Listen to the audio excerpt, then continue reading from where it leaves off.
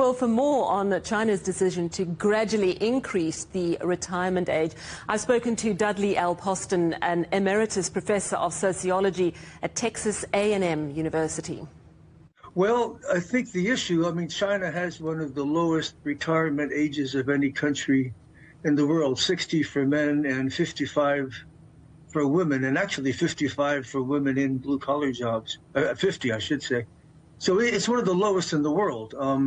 Yes, it's a good idea, yes. It's interesting because life expectancy has almost doubled since, I think it's the 1960s in China. It used to be around 40 years, and now it's up to 78. So is this purely a financial issue, that people are essentially going to run out of their pension while they've still got quite a few years left to live?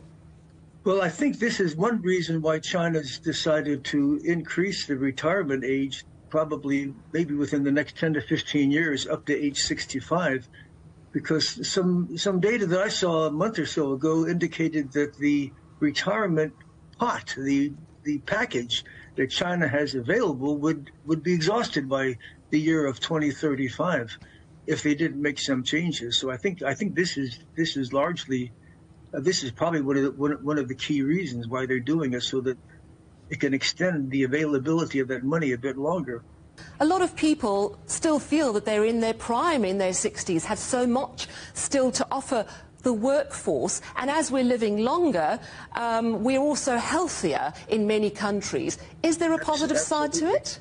I'm now retired, but I've been teaching for 49 years, and over that period of time, I taught a lot of Chinese people, lots of Chinese students who are now back in China, some of them professors.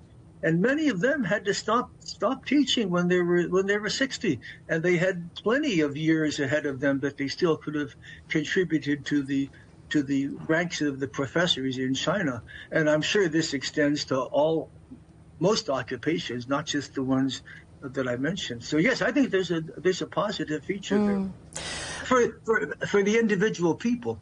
Yeah, life expectancy is higher, but at the same time we're hearing that birth rates are falling. If we look at the implications of both those factors on a number of societies, what does the future look like?